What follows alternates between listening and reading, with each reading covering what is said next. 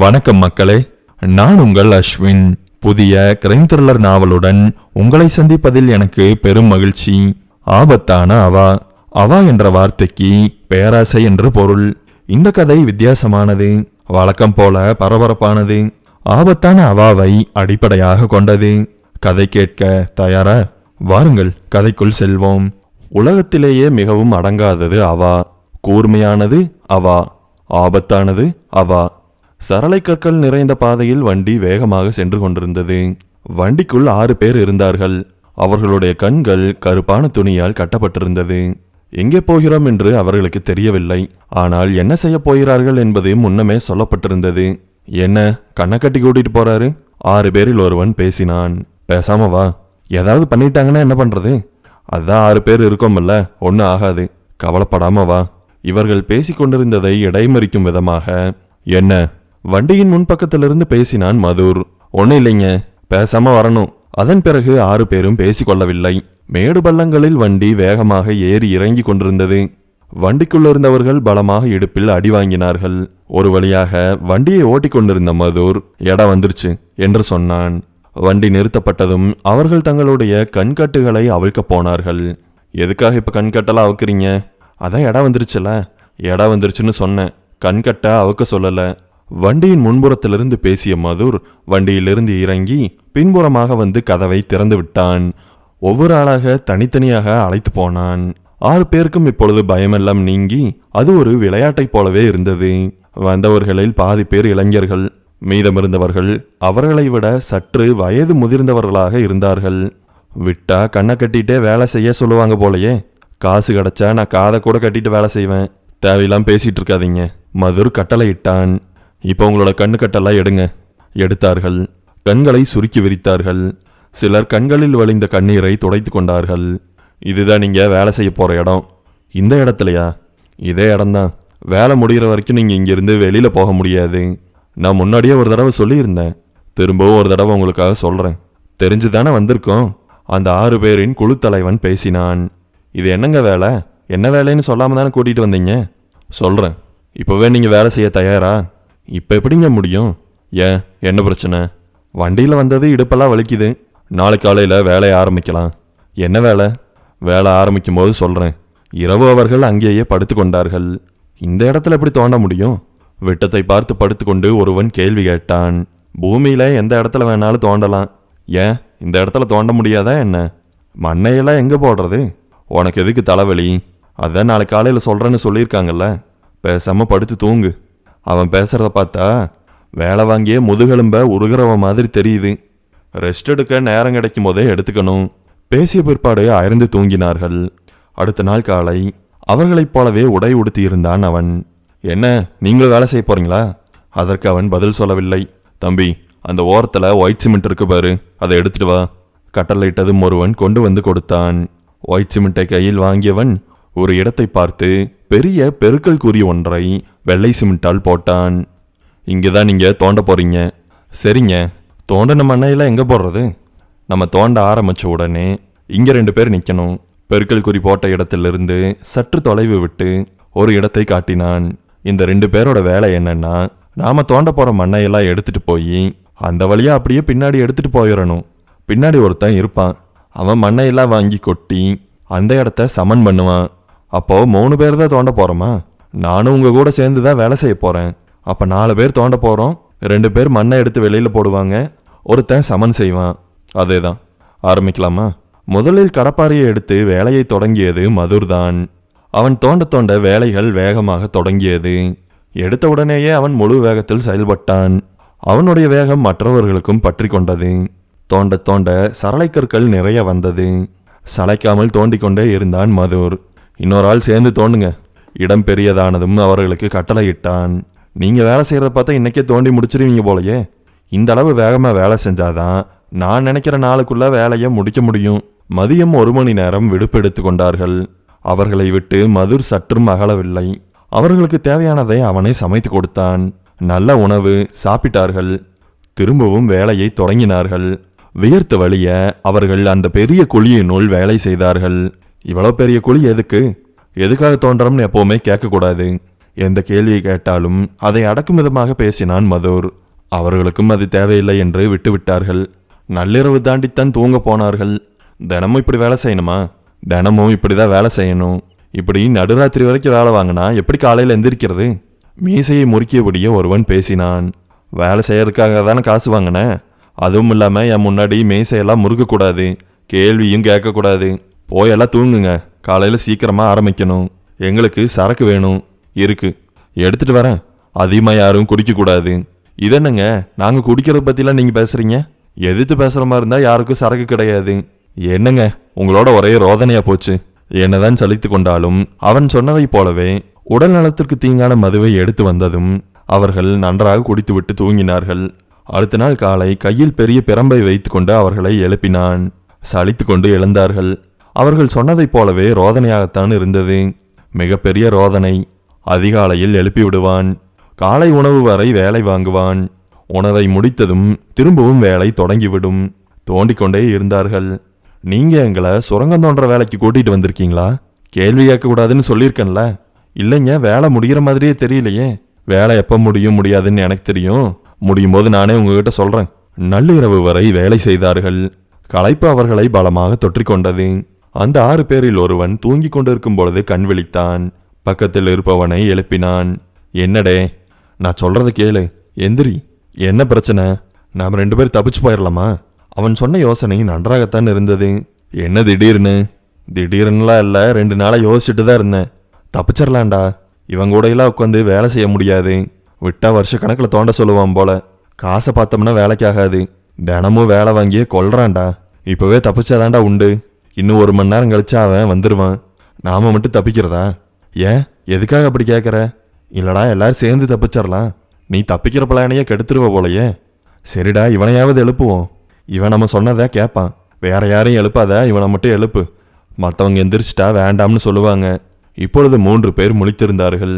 மெதுவாக அவர்கள் தங்கியிருந்த இடத்திலிருந்து வெளியே வந்தார்கள். தனியாக எந்தவிதமான பாதுகாப்பு அம்சமும் கிடையாது. ஆதலால் ஏற்கனவே மண் கொட்டி வைத்திருந்த இடத்திற்கு வந்து சேர்ந்தார்கள். இருளில் மெதுவாக நடந்தார்கள். ஐயோ என்று ஒருவன் அலறினான். ஏதாவது கடிச்சிருச்சாடா? இப்பொழுது கேட்டவன் அலறினான். என்னடா, என்ன 2 பேர் கத்துறீங்க? 3ஆம் அவனும் அலறினான். இருட்டுக்குள்ளிருந்து ஒரு களி சுழன்றது. தொடர்ந்து அவர்களுடைய தலையில் அடித்து கொண்டே இருந்தது. நிறுத்து நிறுத்து, நீ யாருன்னு தெரியல. நான் தான் மதுர். எதுக்காக தப்பிச்சு போகலாம்னு பாக்குறீங்க? நாங்க ஒன்னும் தப்பிச்சு போகல, பேசாம இரு. அடிக்காத. தொடர்ந்து அடித்து கொண்டே அவன் பேசினான். என்கிட்ட இருந்து தப்பிச்சு போகணும்னு நினைச்சீங்க, அது நடக்காத காரியண்டா. அவன் பயங்கரமாக மிரட்டினான். அடி வாங்கி கொண்டிருந்த இருவர் அவன் மீது அப்படியே பாய்ந்தார்கள். ஆனால் அவன் முரட்டு ஆளாக இருந்தான்.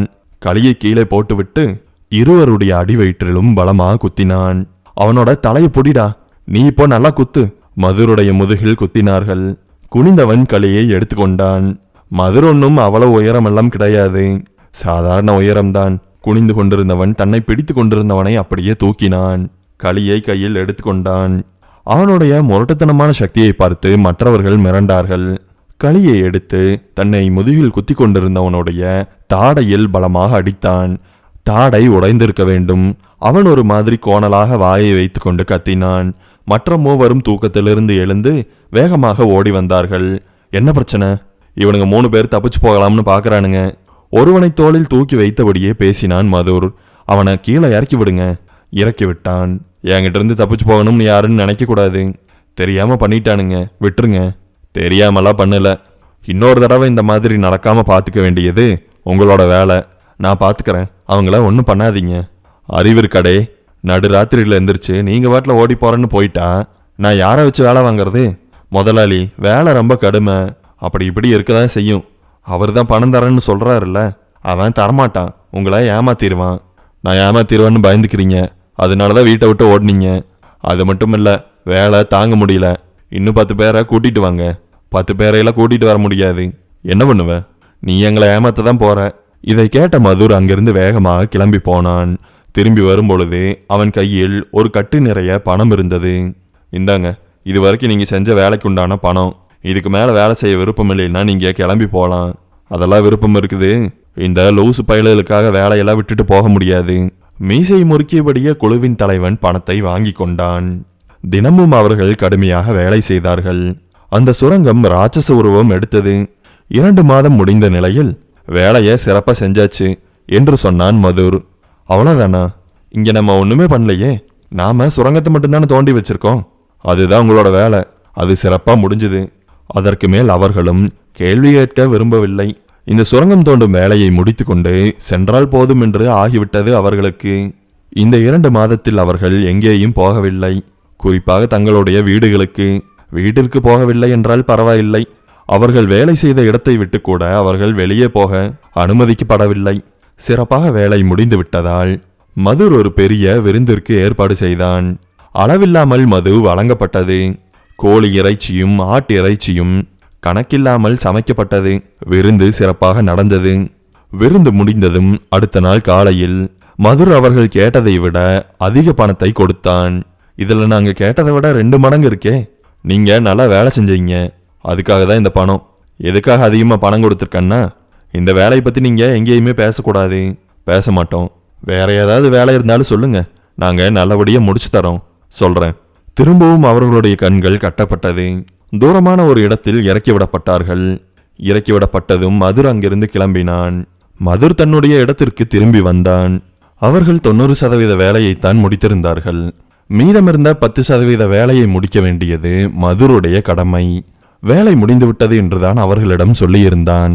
அப்படி அவன் சொன்னதில் அவர்களுக்கு நம்பிக்கை இல்லை என்று அவனுக்கு நன்றாகவே தெரியும். இருந்தாலும் அவன் கவலைப்படவில்லை. பெரும்பான்மையான வேலைகளை அவர்களை வைத்தே முடித்திருந்தான். வீட்டிற்கு வந்தவுடன் தன்னுடைய வேலையை தொடங்கிவிட்டான். கைகளில் கடப்பாறையை எடுத்துக்கொண்டு சுரங்கத்தினுள் இறங்கினான். அடுத்த 10 நாட்களும் அவன் தொடர்ந்து வேலை செய்தான். கூட்டமாக சேர்ந்து வேலை செய்வதை விட தனியாக வேலை செய்வது அவனுக்கு மிகவும் எளிதாகவே இருந்தது. இந்த 10 நாட்களில் அவன் சுரங்கத்தை இன்னும் கொஞ்சம் ஆழமாக தோண்டியிருந்தான். அந்த சுரங்கத்தை பார்ப்பதற்கே அவனுக்கு மகிழ்ச்சியாக இருந்தது. 7 அடி உயரத்திலும் 6 அடி அகலத்திலும் சுரங்கம் பிரம்மாண்டமாக இருந்தது.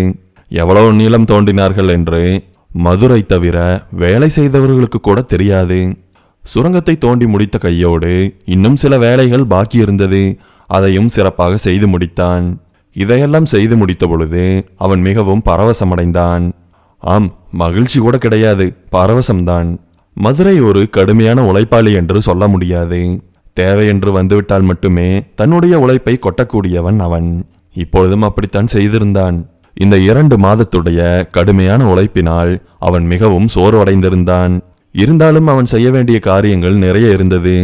சுமார் 2.5 மாதங்களுக்கு முன்பு அவன் ஒரு வாட்டர் கேன் பிசினஸை நடத்தி வந்திருந்தான். கிராமம் மற்றும் கிராமத்தை சுற்றி இருந்த பகுதிகளில் அவன்தான் வாட்டர் கேன் சப்ளையை செய்து வந்து கொண்டிருந்தான். அந்த தொழிலில் அவனுக்கு மிகவும் நல்ல பெயரே இருந்தது என்று சொன்னால் அது மிகையாகாது. திடீரென்று ஒரு நாள் நான் இந்த வேலையை எல்லாம் செய்ய மாட்டேன் என்று சொல்லிவிட்டான். அவர்களுக்கு ஆச்சரியமாக இருந்தது. எதற்காக இப்படி ஒரு நல்ல தொழிலை விட்டுவிட்டு நீ போக வேண்டும் என்று கேட்டார்கள். ஆனால் அவர்களிடம் சொல்வதற்கு அவனிடம் எந்தவிதமான பதிலும் இல்லை. நானும் வாட்டர் கேன் போட்டு பார்த்தேன், ஆனா பணம் வந்த பாடாதான் தெரியல. மொத்தமாக இந்த பதிலை வைத்து அவர்களை சரிகட்டி விட்டான். இவன் இல்லை என்றால் வேறு யாராவது அந்த வேலையை செய்வார்கள் என்று கிராமத்துவாசிகளுக்கு தெரிந்திருந்தது. சொல்லப்போனால் மதுரை யாருக்குமே பிடிக்கவில்லை. அவன் வழங்கி கொண்டிருக்கும் தண்ணீர் அவர்களுக்கு மிகவும் தேவையாக இருந்தது. அந்த கிராமத்துடைய தட்பவெப்ப நிலை அப்படி. தண்ணீர் கஷ்டம் அதிகமாக இருந்ததால் அவர்கள் மதுரை நம்பியிருந்தார்கள். இந்த 2.5 மாதத்தில் யாருமே புதியதாக வாட்டர் கேன் பிசினஸை தொடங்கவில்லை. அது மக்களுக்கு ஒரு வகையில் ஆச்சரியமாகவே இருந்தது. யாராவது தொடங்குவார்கள், மதுருடைய இடத்தை பிடிப்பார்கள் என்று நம்பிக்கொண்டிருந்தவர்களுக்கு பெருத்த ஏமாற்றமும் தண்ணீர் தட்டுப்பாடும் வந்து சேர்ந்தது. இந்த நேரத்தில்தான் மதுர் திரும்பவும் தன்னுடைய தொழிலை தொடங்கலாம் என்று நினைத்திருந்தான்.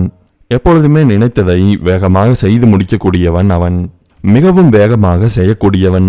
அவர்கள் தோண்டி முடித்திருந்த சுரங்கத்தை மதுரை தவிர வேறு யாராவது தோண்டி இருந்தால் கண்டிப்பாக பல வருடங்கள் ஆகியிருக்கும். ஆனால் 2 மாதத்தில் அந்த வேலையை முடித்திருந்தான். அதற்கு மதுருடைய வேகம்தான் காரணம். தொழிலை தொடங்க வேண்டும் என்று நினைத்த வினாடியிலேயே அவன் அதற்குண்டான வேலைகளில் இறங்கிவிட்டான். தன்னுடைய பழைய பணியாளர்களை அழைத்தான். அவர்களெல்லாம் ஊருக்குள் தான் வேலை இல்லாமல் இருந்தார்கள். அழைத்தவுடன் வந்துவிட்டார்கள். அவர்களுடைய முகங்களை பார்க்கும் பொழுது மிகவும் பிரகாசமாக இருந்தது. நாம திரும்பவும் வாட்டர் கேன் பிசினஸ் ஆரம்பிக்க போறோமா? அதுக்காக தான் உங்களை வர சொல்லியிருக்கேன். நீங்களா எங்கேயாவது வேலை பார்த்துட்டு இருக்கீங்களா? நாங்க தான் எந்த வேலை செய்யலைன்னு உங்களுக்கு தெரியுமே. இந்த பக்கமே வரக்கூடாதுன்னு சொல்லிட்டீங்க. குறிப்பிட்ட நேரத்துக்கு வரக்கூடாதுன்னு தானே சொல்லியிருந்தேன். அந்த குறிப்பிட்ட நேரம் முடிஞ்சிருச்சு, அதனால உங்களை வர சொல்லியிருக்கேன். வேலையை எப்போ ஆரம்பிக்கலாம்? இன்னைக்கே ஆரம்பிங்க. ட்ரக் எடுத்துட்டு கிளம்புங்க, லோடை ஏற்றிக்கோங்க. வெகு நாட்களாக நிறுத்தி வைக்கப்பட்டிருந்த தொழில் உடனடியாக சூடு பிடித்தது, தொடங்கிவிட்டது. சரியாக அந்த நேரத்தில் அங்கு வந்து சேர்ந்தாள் மதுருடைய மனைவி. சொல்லாமல் கொள்ளாமல் வந்த அவளை பார்த்து அவன் மிகவும் ஆத்திரமடைந்தான். முகத்தை காட்டாமல் திருப்பி கொண்டான். ஏங்க, எப்படிங்க இருக்கீங்க? நல்லா இருக்கீங்களா? இருக்கேன். அவளுக்கு அதற்கு மேல என்ன பேசுவது என்றே தெரியவில்லை. டீ காஃபி ஏதாவது போட்டுட்டுங்களா? சாப்பிட்றீங்களா? ஏய், உன்னை யார் ஃபர்ஸ்ட் வர சொன்னா? எவ்வளோ நாள் தாங்க நானும் எங்க அம்மா வீட்டிலே இருக்கிறது? இருந்துதான் ஆகணும். நான் சொல்ற வரைக்கும் நீ இருந்துதான் ஆகணும். எதுக்காகங்க? எனக்கு தெரியல. எதுக்காக நான் எங்க அம்மா வீட்டில் இருக்கணும்? நான் உங்களை கல்யாணம் பண்ணிட்டு... நிறுத்து. அவள் பேசிக்கொண்டிருக்கும் போதே நிறுத்த சொன்னான் அவன். அவள் அவனுடைய முகத்தை பார்த்தாள். அது கடுசிடுவென்று கருத்து போய் ஒரு விதமாக இருந்தது. சரியா சாப்பிடலையாங்க? ஆளே இழைச்சு போயிருக்கீங்க. ஓ, நீ இல்லாதனாலதான் நான் இப்படி ஆயிட்டேன்னு குத்தி காட்டுறியா? ஐயோ, அப்படிலாம் இல்லைங்க.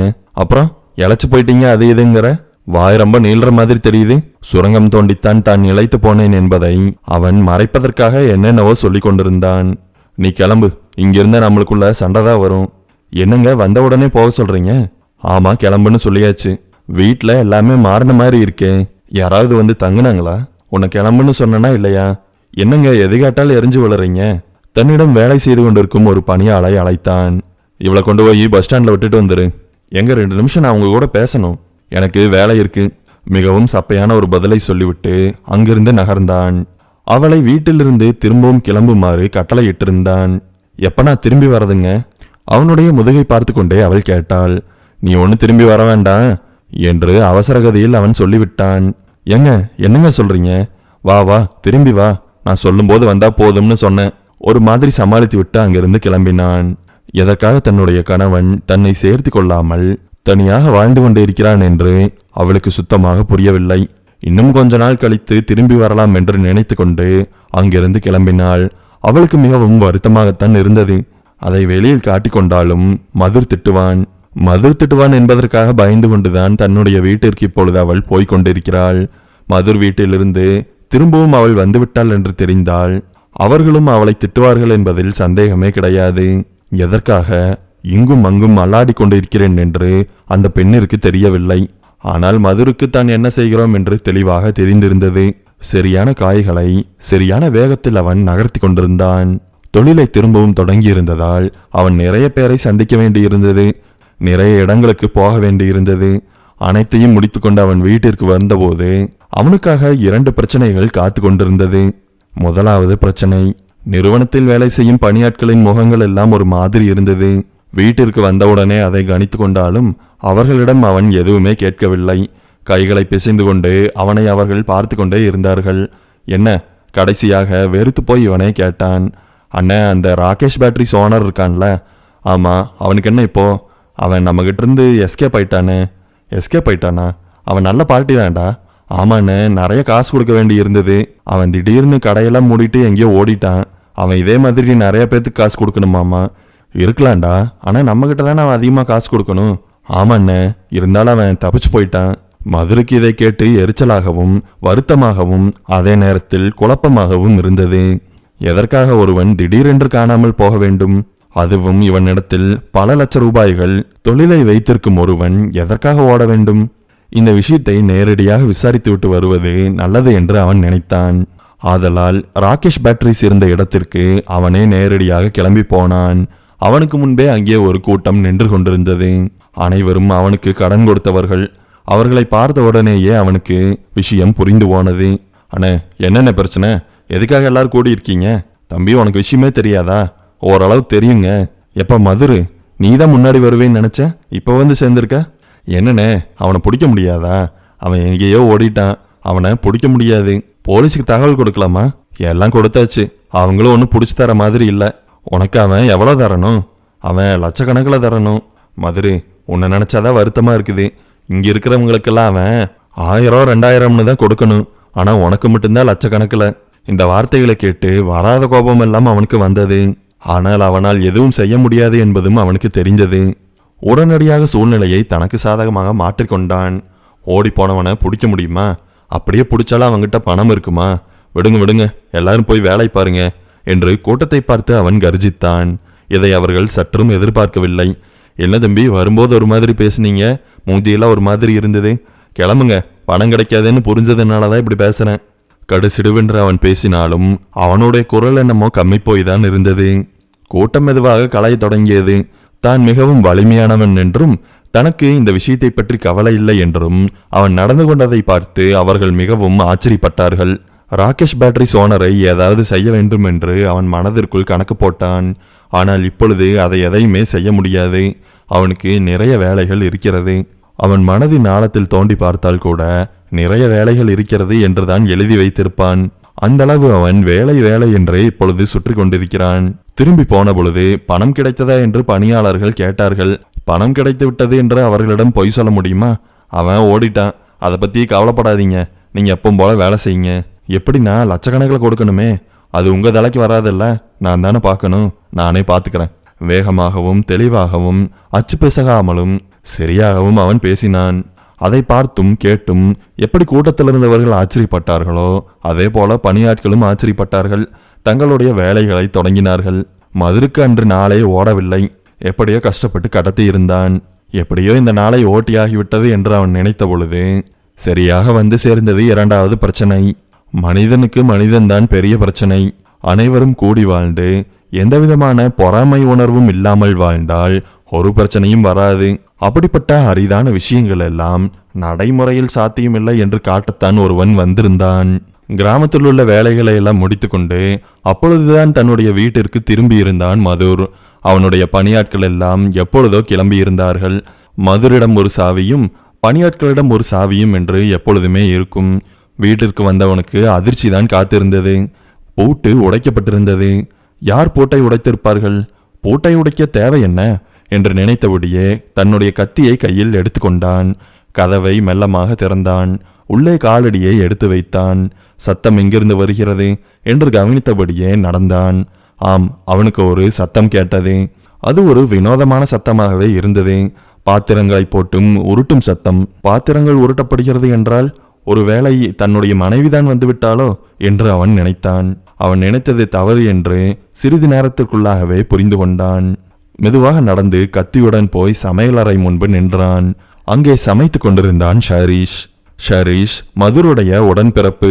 உடன்பிறப்புகளால் உருவாகும் பிரச்சனைகளை சமாளித்தாக வேண்டும் என்று மதுருக்கு தெரியும். ஆதலால் தான் இவனை வேறு மாதிரி சமாளித்து அனுப்பியிருந்தான். அனுப்பியவன் எதற்காக இப்பொழுது திரும்ப வந்தான்? மனைவியை அதட்டி உருட்டி அனுப்பியாகிவிட்டது. ஆனால் இவனை அப்படி அனுப்ப முடியுமா என்று தெரியவில்லை. எப்படி அனுப்பினாலும் திரும்ப வந்து சேர்கிறானே, ஒரு கரப்பாம்பூச்சியைப் போல என்று நினைத்தபடியே, எதுக்காக என்னோட வீட்டோட போட்டு திறந்த என்று கேட்டான் மதுர். உன்னோட வீடா என்று ஒரு மாதிரி அவன் கோணலாக சிரித்தான்.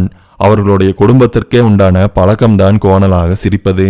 அந்த சிரிப்பை பார்த்தவுடன் மதுருக்கு ரொம்பவுமே எரிச்சலாக இருந்தது. முகத்தை சுளித்து கொண்டான். ஆமா, என்னோட வீடுதான். அதுல உனக்கு ஏதாவது சந்தேகம் இருக்கா? ஆமா ஆமா, சந்தேகம் இருந்தது. நீ வரதுக்கு கொஞ்ச நேரத்துக்கு முன்னாடி வரைக்கும். அந்த சந்தேகம் இப்ப இல்லை என்று திரும்பவும் சிரித்தான். சிரிக்காத. எதுக்காக நீ இப்ப வந்திருக்கேன்னு தெரிஞ்சுக்கலாமா? நான் எதுக்காக வந்திருக்கேன்னு தெரிஞ்சுக்கிறதுல உனக்கு அவ்வளோ ஆர்வமா? டேய், உனக்கு இந்த வீட்டுக்கு சம்மந்தம் இல்லை, அது உனக்கே நல்லா தெரியும். வீட்டை உடைச்சு உள்ள வந்ததுக்கே உன்னோட மூஞ்சியை உடைச்சிருக்கணும். இங்க உட பார்க்கலாம். சமைத்து கொண்டிருந்தவன் கையில் இருந்த பொருட்களை எல்லாம் கீழே வைத்து விட்டு, இங்க மூஞ்சி உடடா பார்க்கலாம் என்று சொன்னபடியே நேருக்கு நேராக நின்றான். அவனை பார்த்தவுடன் பழைய ஞாபகங்கள் எல்லாம் மதுருக்கு வந்தது. சுரங்கம் தோண்டுவதற்கு சில மாதங்களுக்கு முன்பே அவன் சில திட்டங்களை வகுத்திருந்தான். அதில் முதலாவது திட்டம் தன்னுடைய மனைவியை அவளுடைய அம்மாவின் வீட்டிற்கு அனுப்புவது. இரண்டாவது திட்டம் தன்னுடைய தம்பியை இந்த வீட்டிலிருந்து அனுப்புவது. மனைவியை சுலபமாக அனுப்பிவிடலாம். இவனை எப்படி அனுப்ப முடியும் என்று யோசித்தவன் அதற்கும் ஒரு வழியை கண்டுபிடித்தான். பத்திர எழுத்தாளரை நேரடியாக சந்தித்தான். அவன் சொன்ன யோசனை இன்னும் கொஞ்சம் பொருத்தமாக இருந்தது. பத்திர எழுத்தாளர் தயார் செய்து கொண்ட ஆவணத்தை எடுத்துக்கொண்டு வீட்டிற்கு வந்தான். அப்பொழுது நன்றாக குடித்துவிட்டு ஷரீஷ் தூங்கி கொண்டிருந்தான். தூங்கி கொண்டிருந்தவனை இவன் எழுப்பினான். இங்க பாரு, நாளை காலையில நம்மளுக்கு ஒரு முக்கியமான வேலை இருக்குது. என்ன வேலை? அப்பொழுதெல்லாம் ஷரீஷிற்கும் மதுருக்கும் எந்த விதமான சண்டையும் கிடையாது. என்ன வேலைன்னு சொன்னாதான் வருவியோ? அவன் இதையெல்லாம் கேட்கும் நிலைமையில் இல்லை. மயங்கி விட்டான். அடுத்த நாள் காலை அவனை அடித்து எழுப்பினான் மதுர். அங்கிருந்துதான் சண்டை தொடங்கியது. டேய், இந்த மாதிரி அடிச்செழுப்புற வேலையெல்லாம் வச்சுக்காத என்று எழுந்தவன் மதுரை தாக்க போனான். மதுர் அசகாய சோரனை போல அவனை அப்படியே தூக்கி திரும்பவும் கட்டலில் வீசினான். குளிச்சுட்டு கிளம்பு. குளித்து விட்டு கிளம்பினான். எங்கே எங்கே என்று வழியெல்லாம் தொந்தரவு செய்து கொண்டே இருந்தான் ஷரீஷ். நேரடியாக பத்திர எழுத்தாளர் வீட்டிற்கு அவன் அழைத்து போனான். தம்பி, இங்க பாரு, நான் சொல்றத தெளிவா கேட்டுக்கோ. நல்ல விஷயமா தான் நான் சொல்ல போறேன். தொண்டையை செருமி கொண்டு பத்திர எழுத்தாளர் பேசினார்.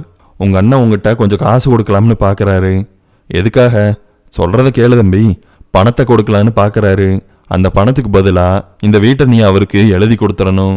அதானே பார்த்தேன். சும்மா எதுக்காக போன எண்ணெய் தேய்ச்சிட்டு அலையுது? இந்த நாய்க்கு பேசவே தெரியாது. மதுர், நீ கொஞ்சம் அமைதியாரு, நானே பேசிக்கிறேன். கோவப்படாம கேளு. கொடுக்கற பணத்தை வாங்கிட்டு நல்லபடியா நீ உன்னோட வாழ்க்கைய அமைச்சுக்கோ. வீடும் பழசாயிருச்சுல்ல.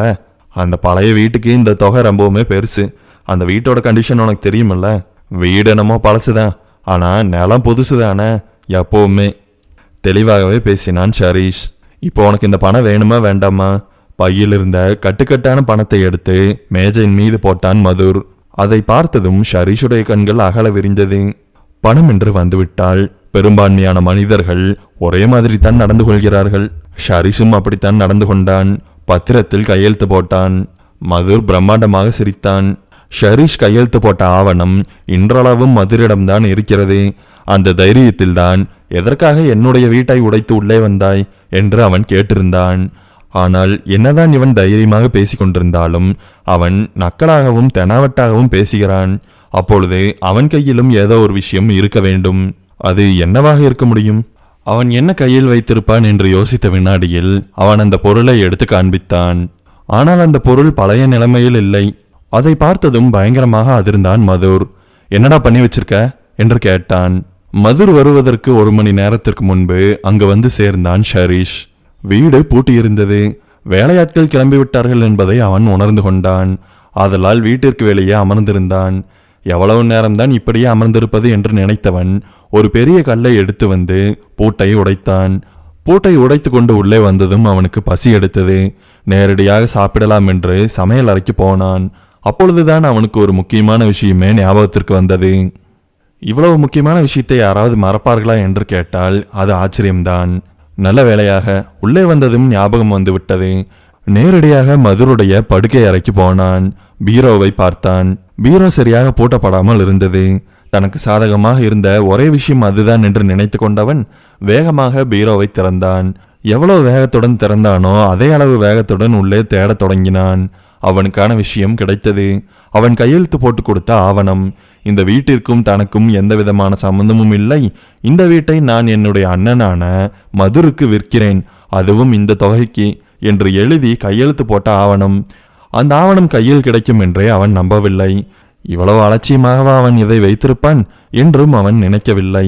கையில் கிடைத்ததும் அந்த ஆவணத்தை 4ஆக 5ஆக வேகமாக கிழித்தான். கிழித்ததும் ஒரு பரவசம் பரவியதே.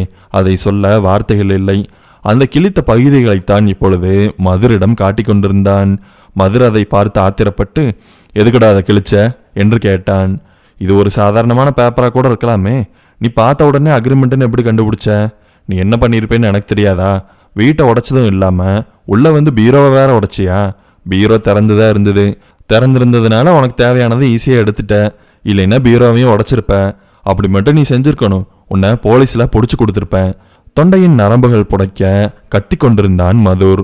நான் எதுக்காக வந்தேன்னு நீ கேட்டேன்னா வேலை முடிஞ்சிடும். தேவையில்லாம என்னென்னமோ பேசிக்கிட்டு இருக்க. இரு, எனக்கு பசிக்குது, நான் சாப்பிட்டு வந்துடுறேன். நீ சாப்பிட்றதுக்காக இங்க ஒன்றும் நான் கடை திறந்து வைக்கல. லூசுத்தனமா சின்ன பொலத்தனமா பேசாத. எதுக்காக நான் வந்திருக்கேன்னு மட்டும் கேளு. நீ எதுக்காக அக்ரிமெண்ட்டை கிழிச்சு போட்ட? உங்ககிட்ட ஒரு காப்பி கூட இல்லையா? அதுதான் காப்பி, அதுதான் ஒரிஜினல். அப்ப என்னால ஒன்றும் பண்ண முடியாது, உன்னாலையும் ஒன்றும் பண்ண முடியாது. நீ எனக்கு கொஞ்சம் பணம் கொடு, அதை வாங்கிட்டு நான் திரும்ப வராம விட்டுறேன். ஏற்கனவே உனக்கு லட்சமா கொடுத்தாச்சுல்ல? ஆமா கொடுத்த, இல்லைன்னு சொல்லலையே. இங்க லேண்டோட ரேட்டெல்லாம் அதிகமாயிட்டு இருக்காமா. உனக்கு தெரியுமா தெரியாதா? உனக்கு நான் இன்னொரு விஷயம் சொல்றேன், அதை பத்தி உனக்கு தெரியுமா தெரியாதான்னு நீ சொல்லு. ஏதோ புதிய விஷயத்தை சொல்ல தொடங்குபவனைப் போல மதுர் முகத்தை காட்டினான். ஆனால் அவன் சொன்ன விஷயம் மிகவும் பழையதாக இருந்தது.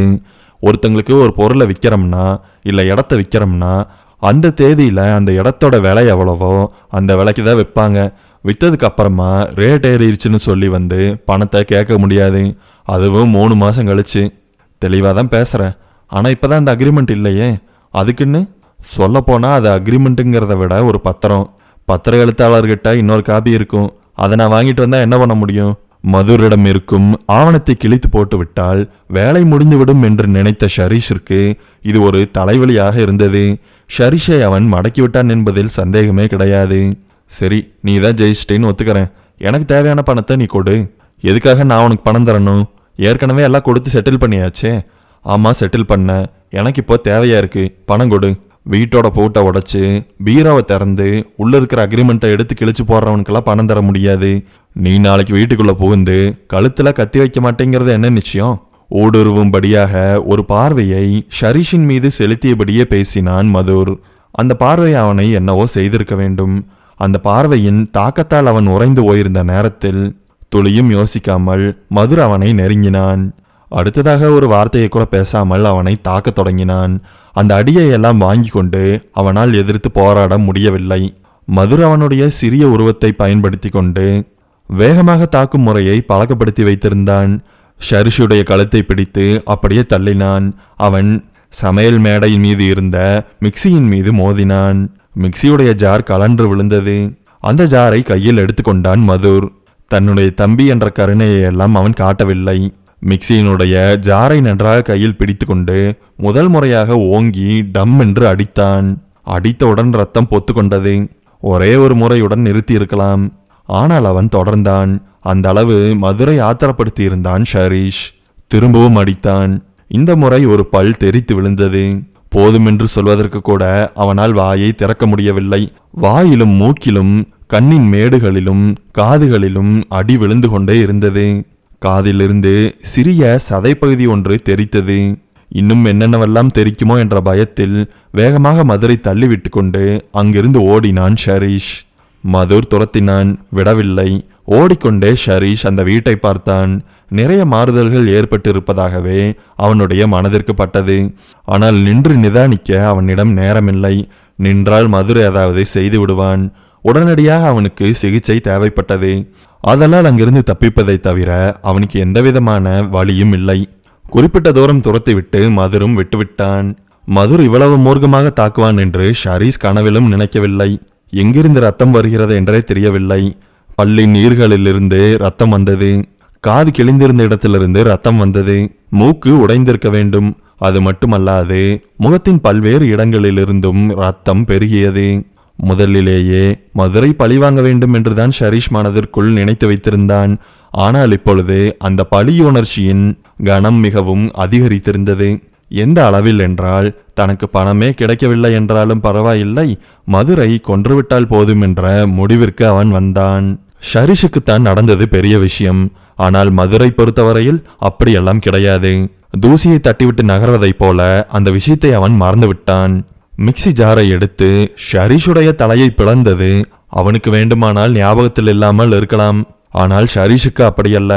நடந்த விஷயத்தை மொத்தமாக மறந்துவிட்டு மதுர் தன்னுடைய தொழிலில் கவனம் செலுத்தினான். காலங்கள் உருண்டோடின. ஷரீஷ் எங்கே போனான் என்றே தெரியவில்லை. அவன் எங்கே இருக்கிறான் என்று மதுரும் கவலைப்படவில்லை. முதலில் இருந்ததை விட அவனுடைய தொழில் பன்மடங்காகியிருந்தது.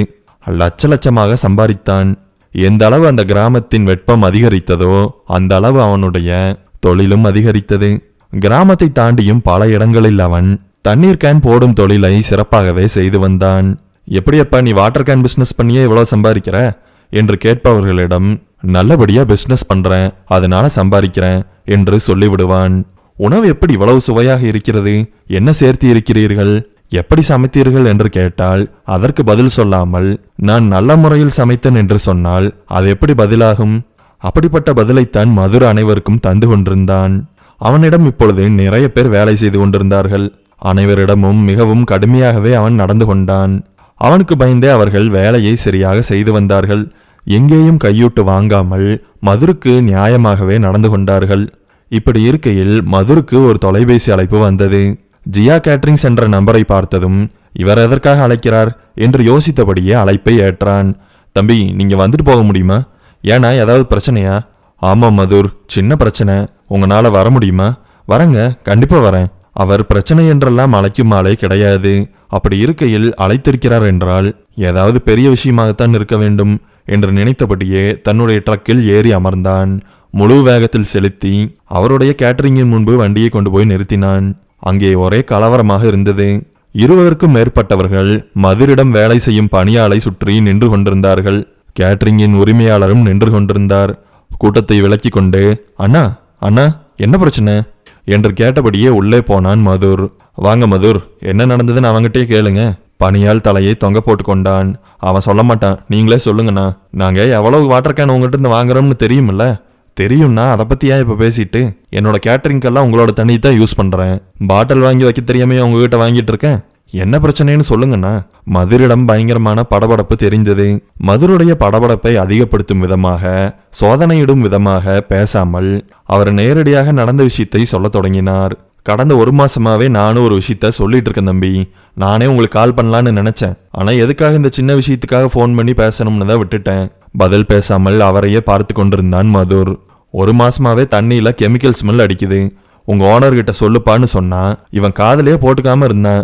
இன்னைக்கு கேட்டதுக்கு என்ன கோபத்துல இருந்தானோ என்னமோ என்னோட சட்டையை பிடிச்சிட்டான். எனக்கு ஒரு நிமிஷத்துல அதிர்ந்து போச்சு. எத்தனை பேர் ஆர்டர் கொடுக்கறதுக்கு வந்திருந்தாங்கன்னு தெரியுமா? அதுவும் இல்லாம இது சீசன் டைம். இப்படிப்பட்ட நேரத்துல இவன் சட்டையை பிடிச்சான்னா நான் என்னமோ பணம் கொடுக்காம தேவையில்லாம இவனை பேசின மாதிரி ஆகிருமில்ல. ஆனா புரியுது. டேய், எதுக்காகடா சட்டை பிடிச்ச? பணியாளின் பக்கம் திரும்பினான். சும்மா எப்ப பார்த்தாலும் தண்ணியில ஸ்மெல் அடிக்குதுன்னு. அதுக்காக அவரோட சட்டை பிடிப்பியா? அண்ணா, உங்களை ஒன்னும் அவன் அடிக்கல இல்ல? அடிக்கவெல்லாம் இல்ல, சட்டை மட்டும்தான் பிடிச்சான். சட்டை பிடிச்சது மேட்டர் இல்ல தம்பி. ஏதாவது நான் பேசியிருந்தா பிடிச்சான்னா பரவாயில்ல. புரியுதுண்ணா. டேய், அவர்கிட்ட மன்னிப்பு கேளு. சாரிங்க, ஏதோ கோவத்துல பண்ணிட்டேன். காலில் விழுந்து மன்னிப்பு கேளுன்னு சொன்னேன். காலில் எதுக்கு விழுகணும்? வில்லுடா டேய். இப்படி சொன்னபடியே பணியாளுடைய பின்னங்கலத்தை பிடித்து அழுத்தினான் மதுர். காலில் விழுந்து அவன் மன்னிப்பு கேட்டான். அங்கே பரவி கொண்டிருந்த வெக்கை அப்பொழுதுதான் கொஞ்சம் அடங்கியது போல் இருந்தது. சுற்றி இருந்த 20 பேர் எப்பொழுது தாக்கலாம் என்று காத்து கொண்டிருந்தார்கள். ஆனால் மன்னிப்பு கேட்டதும் அவர்களுடைய முகங்கள் மாறியது. தாக்கலாம் என்ற யோசனையை கைவிட்டதாக அவர்கள் சற்று விலகி நின்று கொண்டார்கள். பணியால் எழுந்து நின்றான். எந்த தண்ணியில ஸ்மெல் அடிக்குது காட்டுங்க. வாங்க மதுர், காட்டுறேன். அழைத்து கொண்டு போனார். ஒரு வாட்டர் கேனை எடுத்து காட்டினார். வாட்டர் கேனில் கொஞ்சம் மட்டுமே தண்ணீர் இருந்தது. கேனுடைய துவாரத்தில் மூக்கை வைத்து முகர்ந்து பார்த்தான் மதுர். பயங்கரமான நெடி அடித்தது. கெமிக்கல் வாசனை அடிக்குதல்ல? ஆமாண்ணா. தலையை வேகமாக அசைத்து பேசியபடியே உண்மையை ஒத்துக்கொண்டான். இந்த கேன்ல மட்டும் இல்ல, வாங்க காட்டுறேன். பல கேன்களை அவர் எடுத்து காட்டினார். இவ்வளவு பெரிய பிரச்சனை நடந்திருக்கே, என்கிட்ட சொல்லவே இல்லை. உரிமையாளர் முன்பே வைத்து பணியாளை ஓங்கி அறைந்தான் மதுர். ஐயோ, எதுக்கு அடிக்கிறீங்க? சட்டை பிடிச்சான்ல, அதுக்குதான். நான் நீங்க அடிப்பீங்கன்னு தெரிஞ்சிருந்தா சொல்லியிருக்கவே மாட்டேனே. அடி வாங்கியவன் மதுரையும் உரிமையாளரையும் மாற்றி மாற்றி முறைத்தான். என்ன முறைக்கிற? உனக்கு வேலை கிடையாது, போ. அங்கேயே அவனை துரத்தி விட்டான். வேலை விட்டெல்லாம் துரத்தாதீங்க சார், அதை நீங்க சொல்லாதீங்க. நீங்க சொன்னதை தான் நானும் திருப்பி சொல்றேன். ஏதாவது பெருசா பிரச்சனையா இருந்தா பரவாயில்ல. ஒண்ணுமே நடக்காம இவன் சட்டை பிடிக்கிறான்னா இவங்கிட்ட ஏதாவது தப்பு இருக்குன்னு தானே அர்த்தம். அதனாலதான் அதை சரி பண்றதுக்காக இவனை இந்த இடத்துலயே வச்சு வேலையை விட்டு தூக்குனேன். அடி வாங்கியவன் அங்கிருந்து கிளம்பி போனான். இனிமேல் இந்த மாதிரி நடக்காம நான் பாத்துக்கிறேன். எத்தனை கேன்ல ஸ்மெல் அடிக்குதோ அதெல்லாம் திருப்பி கொடுங்க. உங்களுக்கு ஏதாவது லாஸ் ஆகியிருந்தா அந்த பணத்தையும் நான் தந்துடுறேன். அப்படியெல்லாம் ஒன்றும் இல்லை மதுர். கேன்களை எல்லாம் தன்னுடைய ட்ரக்கில் ஏற்றிக்கொண்டு கிளம்பினான். வரும் வழியில் தன்னுடைய பணியாளை பார்த்தான். வண்டியிலிருந்த ஆரனை அடித்தான். அவன் திரும்பி பார்த்தான். உள்ளே வா என்பதைப் போல செய்கை செய்தான். மதுர் அழைத்ததும் அவன் யோசிக்காமல் வந்து அமர்ந்து கொண்டான். இனிமேல் இந்த மாதிரி நடந்துக்காத. உன்னை வேலை விட்டெல்லாம் தூக்கல, சும்மா அவர் முன்னாடி அப்படி சொன்னேன். எதுக்காக அடிச்சிங்க? நீ செஞ்சது தப்பு, அதனால அடிச்சேன். உங்களை புரிஞ்சுக்கவே முடியல. வேலையில கரெக்டா இருக்கிறது ரொம்ப முக்கியம். இன்னொரு தடவை இப்படி நடந்துக்காத. மிரட்டும் விதமாக பேசினான் மதுர். அவன் குரலில் இருந்த மிரட்டலை புரிந்து கொண்டான் பணியாள். நாட்கள் திரும்பவும் உருண்டோடியது. ஷரிஷை பற்றிய நினைவே மதுருக்கு இல்லை. ஆனால் ஷரிஷ் மதுர் என்ன செய்து கொண்டிருக்கிறான் என்று கவனமாக பார்த்து கொண்டிருந்தான். அவனுடைய காயங்கள் எல்லாம் இப்பொழுது கொஞ்சம் மாறியிருந்தது. மதுர் அந்த ஊரின் மிகவும் முக்கியமான ஆளாக மாறியிருப்பதை ஷரிஷ் கவனிக்க தவறவில்லை. எப்படி இவனிடம் இவ்வளவு பணம் வந்தது? அந்த பணத்தை வைத்துக்கொண்டு அவன் நல்ல பேரையும் சம்பாதிக்கிறானே. இவனை இன்னும் கொஞ்சம் ஆழமாக கவனிக்க வேண்டும். பக்கத்திலிருந்து பார்த்தால்தான் இவன் என்ன செய்கிறான் என்று தெரியும். இப்படியெல்லாம் மனதிற்குள் கணக்கு போட்டவன் அவனை பின்தொடர வேண்டும் என்ற முடிவிற்கு வந்தான். ஒரு நாள் இரவு வழக்கம் போல மதுருடைய பணியாட்கள் எல்லாம் வேலையை முடித்து கொண்டு கிளம்பி விட்டார்கள். பூட்டை உடைத்து கொண்டு உள்ளே போகலாம் என்று ஷரிஷ் எத்தனித்த வினாடியில் அங்கு வந்து சேர்ந்தான் மதுர். மதுர் ஷரிஷ் இருப்பதை பார்க்கவில்லை. சாதாரணமாக கதவை திறந்து கொண்டு உள்ளே போனான். வீட்டை சுற்றியிருந்த பெரிய மரங்கள் ஷரிஷுக்கு உதவி செய்தது. வெகு நேரம் அங்கேயே பதுங்கியிருந்தான்.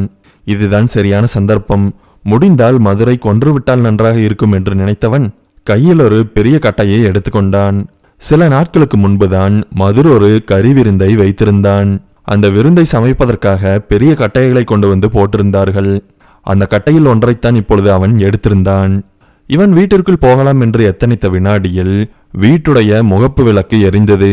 சில நிமிடங்கள் கழித்து மதுர் வெளியே வந்தான். வந்தவன் சுற்றுமுற்றும் பார்த்து கொண்டு வேகமாக தன்னுடைய ட்ரக்கில் ஏறி அமர்ந்து கொண்டான். ஏதோ யோசித்தவனைப் போல ட்ரக்கிலிருந்து வெளியே இறங்கி பெரிய தார்பாய் ஒன்றை எடுத்து ஏற்கனவே தார்பாய் போட்டிருந்த ட்ரக்கின் மீது திரும்பவும் தார்பாயை போட்டு இறுக்கமாக கயிறுகளால் கட்டினான். கைகளை தட்டி கொண்டு திரும்பவும் ட்ரக்கில் ஏறினான். ட்ரக் நகரத் தொடங்கியதும் அதை தூரத்திலிருந்து பார்த்து கொண்டிருந்த ஷரிஷ் இருட்டினூடாக ஓடி தெருவின் ஒரு ஓரத்தில் நிறுத்தி வைக்கப்பட்டிருந்த தன்னுடைய மிதிவண்டியை எடுத்துக்கொண்டான். என்ன ஆனாலும் சரி, ட்ரக் தன்னுடைய பார்வையிலிருந்து விலகிவிடக்கூடாது என்பதில் மட்டும் அவன் கவனமாக இருந்தான். ஒரு ட்ரக்குடைய வேகத்திற்கு மிதிவண்டியை ஓட்டுவது என்பது கடினமான வேலை. அந்த கடினமான வேலையைத்தான் இப்பொழுது செய்து கொண்டிருந்தான் ஷரிஷ். உடம்பு முழுவதும் வியர்த்து ஊத்தியது. ட்ரக்கின் வேகத்திற்கு அவனால் ஈடு கொடுக்க முடியவில்லை. ட்ரக் வெகு தூரத்தில் சென்று கொண்டிருந்தது. இவன் முழு வேகத்தில் பெடலை மிதித்து கொண்டிருந்தான். இதே வேகத்தில் போனால் கண்டிப்பாக யாராவது எதிரே வந்தால் பிரேக் கூட பிடிக்க முடியாது. அப்படியே பிடித்தாலும் அவர்கள் மீது அவன் மோதி விடுவான் என்பதில் அவனுக்கு சந்தேகமே கிடையாது. நேரம் மிகவும் மெதுவாக நகர்ந்தது. தூரம் செல்ல செல்ல மிதிவண்டியை செலுத்துவது ஷரிஷை பொறுத்தவரையில் மிகப்பெரிய சிரமம் ஆகி போனது. வாயை திறந்து வைத்துக்கொண்டு காற்றை உள்ளே இழுத்தபடியே நாக்கு தள்ளத்தள்ள அவன் மிதிவண்டியில் பயணப்பட்டு கொண்டிருந்தான். 25 கிலோமீட்டருக்கு மேலும் சென்று கொண்டிருக்கிறான் என்றால் மதுர் எங்கே செல்வான் என்ற யோசனை ஷரிஷிற்கு வராமல் இல்லை. கடைசியாக அவன் ஒரு துறைமுகத்தின் முன்பாக வண்டியை கொண்டு போய் நிறுத்தினான். நிறுத்துவதற்கு முன்பு எல்லாம் சரியாக இருக்கிறதா என்று ஒரு முறை வண்டியை விட்டு இறங்கி வந்து சுற்றி பார்த்துவிட்டு திரும்பவும் வண்டியில் ஏறிக்கொண்டான். அவனை விட்டு 300 மீட்டர் தொலைவில் தான் நின்று கொண்டிருந்தான் ஷரிஷ். ஆனால் துறைமுகத்தின் முன்பு கூட்டமாக இருந்ததால் ஷரிஷை அவன் கண்டுகொள்ளவே இல்லை. ஷரிஷ் சைக்கிளை விட்டு இறங்கி ட்ரக் பின்பு நடந்தான். ட்ரக்கை ஒரு குடோனில் கொண்டு போய் நிறுத்திவிட்டு மதுர் வெளியே வந்தான். எதற்காக மதுர் இப்படியெல்லாம் செய்கிறான் என்று ஷரிஷுக்கு சுத்தமாக புரியவில்லை. மொத்தமாக குழம்பி போனான். மதுர் வெகு நேரமாக தனியாகவே நின்றான். அவன் கொண்டு வந்த வாட்டர் கேன்களை உள்ளே இருப்பவர்கள் இறக்கி கொண்டிருக்கிறார்கள் என்று புரிந்து கொண்டான் ஷரிஷ். வெகு தூரம் மிதிவண்டியில் இடைவிடாமல் பயணம் செய்து வந்ததால் அயற்சி ஷரிஷை போட்டு அழுத்தியது. துறைமுகத்திலேயே ஒரு இடத்தை பார்த்தான். தூங்குவதற்கு ஏதுவாக இருந்தது அந்த இடம். என்ன பிரச்சனையாக இருந்தாலும் அதை நாளை பார்த்து கொள்ளலாம். மதுர் என்ன வேண்டுமானாலும் செய்து கொண்டு போகட்டும் என்று நினைத்த ஷரிஷ் தூங்குவதற்கு தயாரானான். அப்பொழுது மதுரிடம் ஒருவன் வந்து பேசிக்கொண்டிருந்தான். ஆளை பார்ப்பதற்கு மிகவும் செல்வாக்கு நிறைந்தவனைப் போல நல்ல உடை உடுத்தியிருந்தான். மங்கலான வெளிச்சத்திலும் அவன் போட்டிருந்த ஆபரணங்கள் நன்றாகவே மிளிர்ந்தது. புதிதாக வந்தவனை சுற்றி 3 பேர் அவனுடைய காவலுக்காக நின்று கொண்டிருந்தார்கள். இப்படிப்பட்ட ஆளுடன் இவன் ஏன் பேச வேண்டும்? இது போன்ற விஷயங்களை பற்றி ஷரிஷால் யோசிக்கத்தான் முடிந்ததை தவிர ஒரு சரியான பதிலை அவனால் கொண்டு வர முடியவில்லை. அந்த மனிதன் யார் என்று பார்த்து கொண்டு அவனுடைய முகத்தையும் அவன் எப்படி இருக்கிறான் என்பதையும் மனதில் ஏற்றிக்கொண்டு தூங்கி போனான் ஷரிஷ். மதுர் இரவில் எப்பொழுது கிளம்பி போனான் என்று அவனுக்கு தெரியாது. நல்ல தூக்கம். தேவையான நேரத்தில் நல்ல தூக்கம் வராமலும் தேவையற்ற நேரத்தில் நல்ல தூக்கம் வந்தும் மனிதனை பாடாய் படுத்துகிறது. இப்பொழுது அப்படித்தான் ஷரிஷும் உணர்ந்தான். தேவையில்லாத நேரத்துல நல்லா தூங்கிட்டமே. தனக்குத்தானே பேசியபடி எழுந்தான். எழுந்ததும் அவனுடைய ஞாபகத்திற்கு வந்தது நேற்று அவன் பார்த்த காட்சிதான். மதுரும் இன்னொரு நபரும் பேசிக்கொண்ட காட்சி மனதில் உடனடியாக தோன்றியதும் அவன் அந்த நபரை சந்திக்க வேண்டும் என்று முடிவு கட்டி கொண்டான். அவரை பற்றி துறைமுகத்தில் விசாரிக்க தொடங்கினான். துறைமுகத்தில் இருந்தவர்கள் மிகவும் பரபரப்பாக வேலை செய்து கொண்டிருந்தார்கள். உன்னை போன்ற அந்நியனுக்கெல்லாம் பதில் சொல்ல வேண்டியதில்லை என்பதைப் போல சிலர் முகத்தை வைத்து கொண்டு கடந்து விட்டார்கள். நீ யார சொல்றேனே தெரியல, வேலை இருக்கு என்று சொல்லி சிலர் கடந்தார்கள். ஒரு மாதிரி விசாரித்து யார் என்று கண்டுபிடித்து விட்டான். அவன் கண்டுபிடித்த நேரத்தில் அங்கே 4-5 பேர் வந்து சேர்ந்தார்கள். எதுக்காக நீ அவரை பத்தி விசாரிச்சுக்கிட்டு இருக்க? நான் அவரை பார்க்கணும் தயங்கியபடியே இவன் சொன்னான். அப்படியா, சரி வா எங்க கூட. இவனை செக் பண்ணுங்க, ஏதாவது பொருள் வச்சிருக்க போறான். இவனா பொருள் வச்சிருக்க போறான்? இவனால பொருளை தூக்க முடியும்னு நினைக்கிற? இப்படி கேட்டதும் அங்கே இருந்தவர்கள் சிரித்தார்கள். சோதனையெல்லாம் முடிந்த பிற்பாடு அவனை அழைத்து கொண்டு நடந்தார்கள். துறைமுகத்திற்குள்ளேயே அவர்கள் 1 கிலோமீட்டர் நடந்திருப்பார்கள். ஷார்க் எக்ஸ்போர்ட்ஸ் என்று பெயர் போட்ட கட்டிடம் ஒன்று தென்பட்டது. அதற்குள்ளே இவனை அழைத்து கொண்டு போனார்கள். இவனை தூரத்திலேயே நிறுத்தி வைத்துவிட்டு அட்மின் என்று பெயர் பலகையை தாங்கியிருந்த ஒரு அறைக்குள் குழுவின் தலைவன் போல இருந்தவன் உள்ளே போனான். கண்ணாடி அறையில் அவனும் அவனுக்கு எதிர் திசையில் அமர்ந்து கொண்டு யாரோ பேசுவதும் தெரிந்தது. ஆனால் எதிரில் இருந்தவனுடைய முகம் சரியாக தெரியவில்லை. டேய், அவனோட பேர் என்ன? உன் பேர் என்னடா? ஷரிஷு. என்னடா பேர் இது? இவன் பேரு ஷிரீஷு. ஷிரீஷ் இல்ல, ஷரிஷு. 2 ஒண்ணுதான். நீ உள்ளவா. உள்ளே சென்றதும் பிரம்மாண்டமாக ஒருவன் அமர்ந்திருந்தான். அவன் அமர்ந்திருந்த இருக்கை கூட அவனுக்கு போதாமல் இருந்தது. எதுக்கிடே என்னை பத்தி விசாரிக்கிற? நீங்க எங்க அண்ணன் கூட பேசிட்டு இருந்தீங்கல்ல, யார் உங்க அண்ணன்? அவன் பேரு மதுர். மதுரோட தம்பியா நீ? அவன் பதில் சொல்வதற்கு முன்பே, சரி எதுக்காக என்னை பத்தி விசாரிச்ச? அவன் தயங்கினான். அவன் தயங்கியதற்குண்டான காரணமே அந்த நபருடைய உருவம்தான். பயப்படுறியோ? பயமாத்தான் இருக்குதுங்க. அப்படி என்ன கேட்க வந்த? என்ன பிரச்சனை? சரிங்க சொல்றேன். எங்க அண்ணனும் நீங்களும் என்ன பிசினஸ் பண்றீங்கன்னு தெரிஞ்சுக்கணும். எடே, எங்கிருந்துடே அவனை கூட்டிட்டு வந்தீங்க? ஒரே காமெடி பீஸாவில் இருக்கா?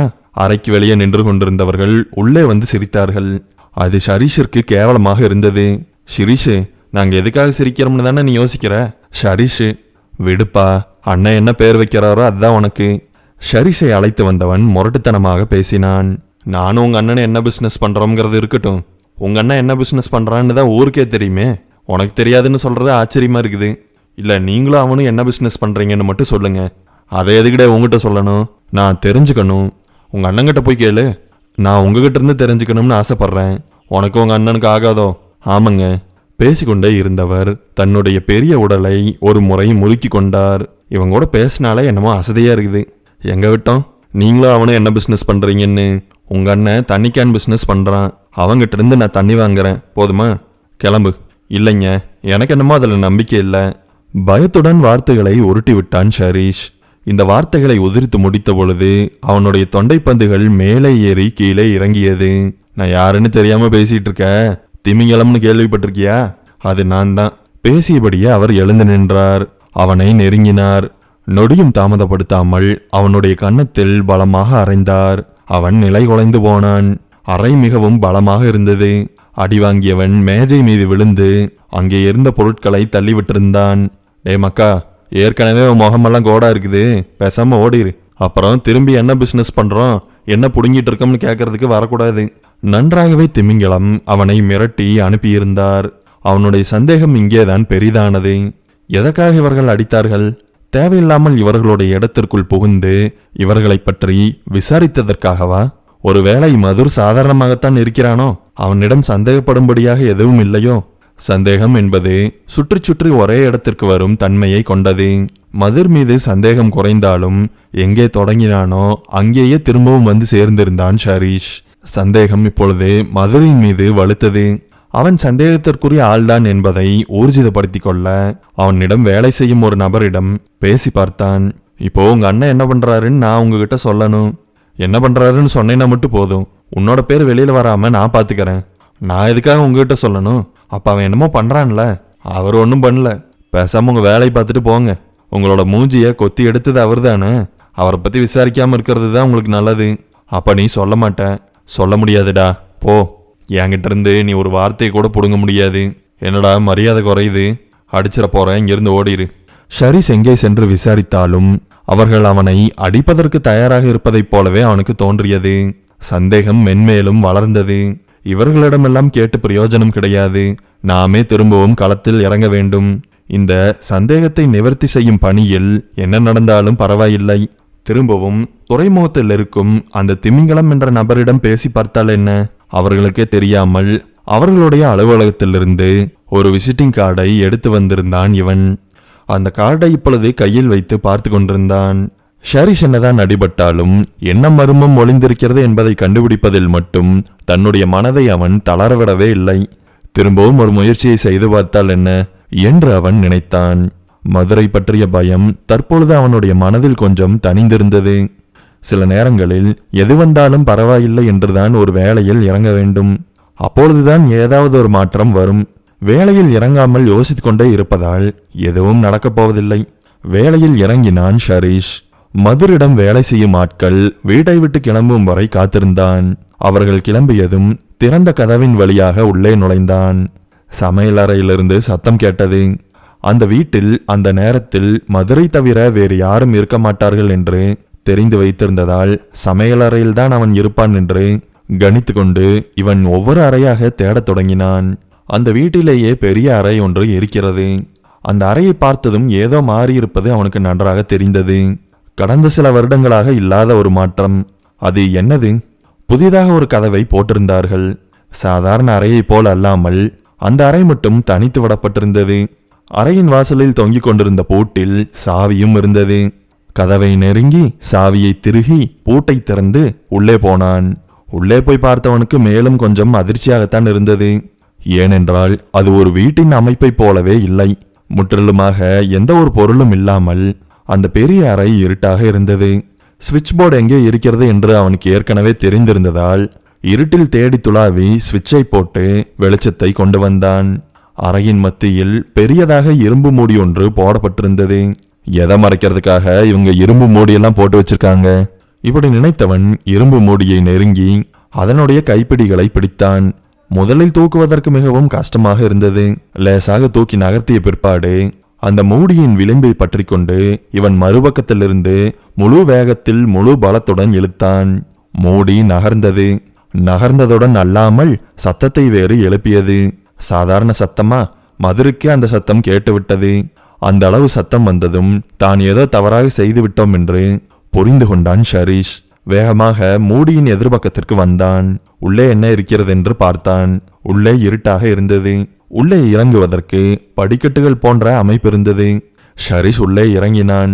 யாரோ டனலோட மூடியை திறக்கிற மாதிரி தெரியுதே. சாப்பிட்டு கொண்டே இப்படி மனதிற்குள் நினைத்த மதுர் கையை கழுவினான். சமையலறையிலிருந்து வெளியே வந்தான். யோசனையுடன் நடந்து ஷரீஷ் நுழைந்த அறைக்கு முன்பு நின்றான். அறையின் பூட்டில் சாவி தொங்கிக் கொண்டிருந்தது. எத்தனை தடவை சொன்னாலும் சாவியை பூட்டிலே வச்சுட்டு போறானுங்க. எல்லாரையும் வேலையை விட்டு தூக்கிட்டு புது ஆளுங்களா பார்த்து வச்சுக்கணும். இப்படி நினைத்தபடியே அறைக்குள் லேசாக எட்டி பார்த்தான். அப்பொழுதுதான் ஷரீஷ் சுரங்கத்திற்குள் இறங்கி கொண்டிருப்பது தெரிந்தது.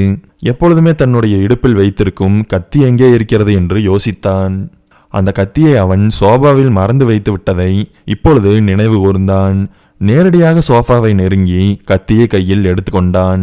ஷரீஷு, இன்னைக்கு நீயா நானான்னு பாத்திரலாம். மனதிற்குள் இப்படி கருவி கொண்டவன் திரும்பவும் அறையை நோக்கி வந்தான். சுரங்கத்திற்குள்ளே இறங்கிய ஷரீஷிற்கு எல்லாம் இருட்டாக இருந்தது. தேவையில்லாமல் இதற்குள் இறங்கி விட்டோமோ என்றும் கூட அவன் யோசித்தான். எதற்காக இப்படி ஒரு சுரங்கத்தை அமைத்திருக்கிறான் என்று யோசித்துக் கொண்டிருந்த நேரத்தில் சுரங்கத்தினுள்ளே மெதுவாக இறங்கினான் மதுர். வந்ததும் பேச்சுவார்த்தை எல்லாம் கிடையாது. நேரடியாக அவன் சண்டையை தொடங்கிவிட்டான். முதலில் ஷரீஷுடைய முதுகில் ஒரு கோடு போட்டான். அப்பொழுதுதான் மதுர் உள்ளே வந்துவிட்டான் என்பதையே அவன் உணர்ந்தான். ஆ என்று அலறினான். அந்த சுரங்கத்தினுள் அவன் கத்தியது ஒரு மாதிரி எதிரொலித்தது. முதுகில் காயம்பட்டதும் வேகமாக திரும்பினான் ஷரீஷ். இதுதான் சாக்கு என்று அவனுடைய அடிவயிற்றில் கத்தியை செருகினான் மதுர். கொஞ்சம் கூட அவனிடம் கருணையே இல்லை. ஏற்கனவே மிக்சி ஜாரால் மண்டையை கொத்தியவன் தானே அவன். இப்பொழுதுதான் ஏதோ ஒரு குருட்டு தைரியத்தில் வந்து மாட்டிக்கொண்டான் என்பதே மதுருக்கு புரிந்தது. ஆனால் இந்த முறை எதிர்த்து போராட வேண்டும். போன தடவையைப் போல கோழையைப் போல தப்பித்து ஓடக்கூடாது. எதுவாக இருந்தாலும் நேருக்கு நேராக பார்த்து விட வேண்டும். அவன் அடித்தாலும் பரவாயில்லை. கோழைத்தனமாக ஓடினால் மட்டும் அவன் விடவா போகிறான்? இப்படியெல்லாம் கன நேரத்தில் சிந்தித்த ஷரீஷ் காலை உதைப்பதற்கு வேகமாக தூக்கினான். அப்பொழுதுதான் வயிற்றில் கத்தி செருகப்பட்டிருப்பதே அவனுக்கு ஞாபகத்திற்கு வந்தது. வழியில் ஷரீஷ் அலறினான். மதுர் வித்தியாசமான ஒரு காரியத்தை செய்தான். கீழே குனிந்து கை நிறைய மண்ணை எடுத்துக்கொண்டான். ஷரீஷ் அவன் என்ன செய்கிறான் என்று கவனித்துக் கொண்டிருந்த பொழுது சரியாக நெற்றியில் வியர்த்த வியர்வை துளி புருவத்தை தாண்டி கண்களுள் இறங்கியது. உப்பின் காரணமாக கண் எரிந்தது. அதை தாண்டி வயிற்றின் துவாரத்தின் வழியாக உயிர் கொஞ்சம் கொஞ்சமாக வெளியே போய்க் கொண்டிருப்பதை அவன் உணர்ந்தான். கையை வயிற்றில் வைத்து பொத்தி கொண்டான். மதுர், இங்க பாரு, நான் சொல்றத கேளு. நான் இங்க வந்தது தப்புதான். இனிமேல் வரமாட்டேன். பணம் கேட்டு உன்னை தொல்லை பண்ண மாட்டேன். நீ என்னடா சொல்றது? நானே உன்னை குத்தி போட போறேன். அப்புறம் நீ என்ன தொல்லை பண்ண மாட்டேல்ல? கையில் வைத்திருந்த மண்ணை அவன் மீது தூக்கி போட்டான். சரியாக ஷரீஷ் நகர்ந்து கொண்டான். இல்லையென்றால் குத்துப்பட்ட இடத்தில் மண் விழுந்திருக்கும். குத்துப்பட்ட இடத்தில் மண் விழக்கூடாது என்பது ஷரிஷிற்கு தெரியும். வேகமாக பின்னோக்கி நகர்ந்தவன் சுரங்கத்தின் சுவரில் இடித்து கொண்டான். மதுர் அவனை நெருங்கிய பொழுது அவனை முழு வேகத்தில் தள்ளிவிட்டு வேகமாக ஓட எத்தனித்தான். ஒரு கால் இழுத்து பிடித்து கொண்டதைப் போல செயலற்று இருந்தது. அது ஏனென்று அவனுக்கு தெரியவில்லை. இன்னொரு காலை பயன்படுத்தி குதித்து குதித்து ஓடினான். இவன் தள்ளிவிட்டதில் மதுரும் சுரங்கத்தின் சுவரில் பட்டு தரையில் விழுந்தான். மதுர் எழுவதற்குள் ஷரிஷ் சுரங்கத்தை விட்டு வெளியே வந்திருந்தான். குதித்து குதித்து வீட்டை விட்டு வெளியே வந்து மரங்கள் அடர்ந்த பகுதியில் ஓடத் தொடங்கினான். இப்பொழுது ஒருவாறு அவனுடைய கால் ஒத்துழைத்தது. ஓடிக்கொண்டே இருந்தவனுக்கு தனக்கு யாருடைய உதவியாவது தேவை என்பது புரிந்தது. மதுருடைய வீட்டிலிருந்து 1 கிலோமீட்டர் தான் தள்ளி வந்திருந்தான் ஷரிஷ். அவனுக்கு பழக்கமான இடத்தில் ஒளிந்து கொண்டான். மதுர் அவனை தேடி வந்தான் என்பது உண்மைதான். ஆனால் ஷரிஷை கண்டுபிடிக்க முடியவில்லை. ரத்தம் பெருக்கெடுத்து கொண்டிருந்தது. தெருவில் இருந்த நாய் ஒன்று அவன் பக்கத்தில் வந்தது. போதும், முடிந்ததுரா கதை என்று நினைத்த நேரத்தில் அவனுக்கு மின்னல் ஒளி என ஒரு யோசனை வந்தது. பாக்கெட்டில் வைத்திருந்த திமிங்கலத்துடைய அலுவலகத்தின் விசிட்டிங் கார்டை கையில் எடுத்துக்கொண்டான். வேகமாக அவருக்கு தொலைபேசியில் அழைத்தான். அவருடைய நேரடியான தொலைபேசி எண்ணை கொடுப்பதற்கு அவரொன்றும் முட்டாள் இல்லை. அவருடைய அலுவலகத்தின் தொலைபேசி எண் தான் கொடுக்கப்பட்டிருந்தது. ஹலோ ஹலோ, நான் ஷரிஷ் பேசுறேன். என்ன காப்பாற்ற முடியுமா? நான் இங்க ஒரு பெரிய பிரச்சனையில மாட்டிக்கிட்டேன். ஹலோ, இது ஷார்க் எக்ஸ்போர்ட்ஸ். நான் திமிங்கலம் சார்கிட்ட பேசணும். நீங்க சொல்றது உண்மையா? ஆமா, இங்க ஒரு பெரிய பிரச்சனை, எமர்ஜென்சி சுச்சுவேஷன். அவரை எனக்கு ஃபோன் பண்ண சொல்ல முடியுமா? அலுவலகத்திலிருந்து திமிங்கலத்திற்கு தொலைபேசியில் அழைத்தார்கள். திமிங்கலத்துடைய அடியால் தான் போனை எடுத்தான். விஷயத்தை முழுவதுமாக கேட்டுவிட்டு, அன்னைக்கு ஆபீஸ்ல ஒருத்த வந்து பேசிட்டு இருந்தான்ல, மதுரோடைய தம்பின்னு சொல்லி, அவனை மதுர் குத்திட்டானாமா. அவனுக்கு நீங்க இப்ப கால் பண்ணணும்னு சொல்லி இருக்கான். அவனுக்கு உங்களோட உதவி தேவைப்படுதுன்னு சொல்லியிருக்கான். திமிங்கலம் அவனுடைய தொலைபேசி எண்ணிற்கு அழைத்தார். தேவையில்லாம என்ன கூப்பிட்டு ஏதாவது பிரச்சனையில மாட்டி விடணும்னு நினைச்ச உங்களோட ஆளுகளை அனுப்பிச்சா கூட போதும். சரி, நான் உதவி செய்யறேன். எதுக்காக நான் செய்யணும்? நான் ஒரு பெரிய விஷயத்த கண்டுபிடிச்சிருக்கேன். அதன் பின்பு அவனிடத்திலிருந்து ஒரு வார்த்தையும் வரவில்லை. என்ன விஷயத்த கண்டுபிடிச்ச? என்னால சரி, என்ன விஷயம்னு சொல்லனாலும் பரவாயில்ல. எங்க இருக்கேனாவது சொல்லு. Hangover seafood restaurant. சரி, நாங்க வந்துடுறோம். திமிங்கலம் நேரடியாக செல்லவில்லை. ஆட்களைத்தான் அனுப்பியிருந்தார். ஷரிஷை அழைத்து கொண்டு போய் மருத்துவமனையில் சேர்த்தார்கள். அவனுக்கு சிகிச்சை கொடுத்தார்கள். நல்ல வேளையாக அவன் பிழைத்து கொண்டான். திமிங்கலத்துடைய காசில் அவன் சிகிச்சைக்கு தேவையான செலவுகளை செய்து முடித்தான். இதுவெல்லாம் முடிந்த பிற்பாடு கொஞ்சம் உடல் தேறியது என்ற நிலைமையில் அவரை பார்ப்பதற்காக கிளம்பினான். இதற்கிடையில் இத்தனை நாட்களாக ஷரிஷ் எங்கே போயிருப்பான் என்று தேடிக்கொண்டிருந்தான் மதுர். ஷரிஷின் பின்புலத்தில் திமிங்கலம் போன்ற பெரிய நபர் இருக்கிறார் என்று அவனுக்கு தெரியாததால் அவன் சாதாரணமாகவே தேடிக்கொண்டிருந்தான். திமிங்கலமும் மதுரிடம் பேசும் பொழுது தனக்கு எதுவும் தெரிந்ததாக காட்டிக்கொள்ளவில்லை. என்ன காப்பாத்தினதுக்கு நன்றி. அதான் காப்பாத்திட்டோம்ல, நீ என்னத்தை கண்டுபிடிச்சேன்னு சொல்லு. அதுக்காக தான் இது அத்தனையும். மதுருடைய வீட்டிற்கு போனதை பற்றியும் அங்கே ஷரிஷ் கண்டுபிடித்த சுரங்கத்தை பற்றியும் சொன்னான். இத்தனை விஷயங்களை சொல்லியும் கூட திமிங்கலத்தால் ஒரு முடிவிற்கு வர முடியவில்லை. உன்னை எப்படி நம்புறது? நம்ம போய் நேரடியா அவனோட வீட்டில் பார்த்துட்டு வந்துடலாம். ஆனால் அவர்களுக்கு தெரியாது மதுர் சுரங்கத்தை சுற்றி நிறைய ஆட்களை காவலுக்காக நியமித்து விட்டான் என்று. மதுருடைய வீட்டிற்கு போவது என்று முடிவாயிற்று. திமிங்கலமே நேரடியாக வருகிறேன் என்று தீர்மானித்த பொழுது அனைவரும் சேர்ந்து வேண்டாம் என்று தடுத்தார்கள். திமிங்கலம், இவன் உனக்கு ரூட் அடிக்க பார்க்கறான்னு நினைக்கிறேன். யாருடே இவனா? அப்படி சாதாரணமா எடை போடாத. சார், இங்க பாருங்க, நீங்க என்னோட உயிரை காப்பாத்திருக்கீங்க. உங்களுக்கு ஏதாவது பண்ணணும்னு நினைக்கிறேன். நீங்க அவன் கூட என்ன பிசினஸ் பண்றீங்கன்னு எனக்கு தெரியாது. ஆனா நான் சொன்ன இந்த சீக்ரெட் உங்களுக்கு கண்டிப்பா ஹெல்ப் பண்ணும்னு என்னோட உள் மனசுக்கு தோணுது. நீங்க அங்க போறீங்களோ போகலையோ, எனக்கு கொஞ்சம் பண உதவி மட்டும் பண்ணுங்க. பல தடவை அடிபட்டு தான் அந்த சுரங்கம் அங்க இருக்கிறதையே நான் கண்டுபிடிச்சிருக்கேன். இவனுக்கு பணத்தை கொடுங்க. 2 கட்டு பணம் அவனுக்கு தரப்பட்டது. நன்றியுடன் அதை அவன் பெற்றுக்கொண்டான். திமிங்கலம் மதுருக்கு தொலைபேசியில் அழைத்தார். ஹலோ மதுர், இப்போ உன்னால கூட்ஸை டெலிவரி பண்ண முடியுமா? இல்லைங்க, இப்ப என்னால முடியாது. எப்ப முடியுமா அப்ப போன் பண்ணு. அழைப்பை துண்டித்தார் திமிங்கலம். தன்னுடைய மனதில் ஒரு விஷயத்தை தீர்மானித்து கொண்டார். ஆட்களை வர சொன்னார். இப்பொழுதே அவனுடைய வீட்டிற்கு கிளம்பலாம் என்று சொன்னார். அதே போல அவர்கள் கிளம்பினார்கள். எடுத்தவுடன் பிரச்சனையை ஆரம்பிக்க திமிங்கலம் விரும்பவில்லை. நள்ளிரவு நேரம் என்பதால் சாதாரணமாக நடந்து மதுருடைய வீட்டின் கதவை தட்டினார். அவன் திமிங்கலத்தை பார்த்ததும் அதிர்ச்சியானான். என்ன திடீர்னு வந்திருக்கீங்க? ஒன்னும் இல்ல, இந்த பக்கமா வந்தேன். உன்னை பார்த்துட்டு போலாம்னு நினைச்சேன். இப்படி சொன்னபடியே திமிங்கலம் உள்ளே போனார். வீடு நல்லா இருக்குது, அப்பா கட்டினது தான். உட்காருங்கண்ணா. உட்கார்ந்தார் திமிங்கலம். அப்புறம் நல்லா சிலைப்பா இருப்ப போல. என்னன்னா உங்கள மாதிரி ஆளு கூட பிஸ்னஸ் வச்சிருக்கனால தான். இருங்கண்ணா, கிச்சன்ல பால் வச்சிருக்கேன், பொங்கிரும். அது அப்பட்டமான போய் நேரடியாக சமையல் அறைக்கு போனான். தன்னுடைய ஆட்களுக்கு தொலைபேசியில் அழைத்தான். எவ்வளவு சீக்கிரமாக வர முடியுமோ வாருங்கள் என்று கட்டளையிட்டான். பால் பொங்குனதை ஆஃப் பண்ணிட்டியா? கேட்டபடியே சமையல் அறைக்குள் நுழைந்தார் திமிங்கலம். ஆஃப் பண்ணிட்டேனா? எங்க பாலையே காணோம்? காணாம போயிடுச்சா? சரி, அதை விடு. என்னமோ புதுசா தொழில் பண்றியாமா? என்ன தொழில்னா எனக்கு எதுவும் தெரியலையே. உனக்கு எப்ப என்ன தெரிஞ்சிருக்கு? வா, அப்படியே பேசிட்டே நடப்போம். தோளில் கை போட்டபடியே மதுரை அழைத்து கொண்டு நடந்தார். உன்னோட வீட்டுல ஒரு சுரங்கம் இருக்காமே, அந்த சுரங்கத்தை எனக்கு காமி. சுரங்கமா? அதுவும் என்னோட வீட்டுக்குள்ளையா? புதிதாக அந்த விஷயத்தை கேட்பவனைப் போல முடிந்தளவு சிறந்த விதமாக அவன் நடித்தாலும் அப்பட்டமாக அவன் நடிக்கிறான் என்பதை காட்டி கொடுத்தது அவனுடைய பதற்றம். சுரங்கம் இல்லைன்னு சொல்ல வரையா? அப்படியெல்லாம் ஒன்றும் இல்லைண்ணா. சுரங்கம் இருக்கா இல்லையா? இல்லைண்ணா. இருக்குதே. எங்க இருக்குதுன்னு நான் சொல்லட்டா? மெதுவாக அழைத்து போய் அந்த பெரிய அறையின் முன்பு மதுரை நிறுத்தினார். இந்த ரூம்குள்ளதான் இருக்குது. மதுருடைய ஆட்கள் அங்கே வந்து சேர்ந்தார்கள். மதுர் அப்பொழுது அந்த அறையின் முன்பு இருந்த மேஜையை 2 கையால் இழுத்து திமிங்கலத்தின் மீது தள்ளிவிட்டான். திமிங்கலத்துடைய காலில் அது பட்டது. இதுதான் சமயம் என்று மதுர் ஓடுவதற்கு தயாரானான். ஆனால் சுரங்கத்தை விட்டுவிட்டு எப்படி ஓடுவது? அதனால் அங்கேயே நின்று கொண்டான். மதுருடைய ஆட்கள் உள்ளே வந்தார்கள். அங்கே ஒரு பெரிய சண்டை தொடங்கியது. திமிங்கலம் தாக்கப்பட்டதும் திமிங்கலத்துடைய ஆள் மதுரை கன்னத்தில் அறைந்தான். மதுரால் அந்த அறையை தாங்கிக் கொள்ள முடியவில்லை. என்னதான் மதுர் பலசாலியாக இருந்தாலும் அவனை விட பலசாலிகளாக அவர்கள் இருந்தார்கள். ஒரு அடிக்கு அவன் கதி கலங்கி போனான். சிரமப்பட்டு எழுந்தான். மதுருடைய தலையை பிடித்து அந்த சிறிய மேஜையின் மீது மோத விட்டார்கள்.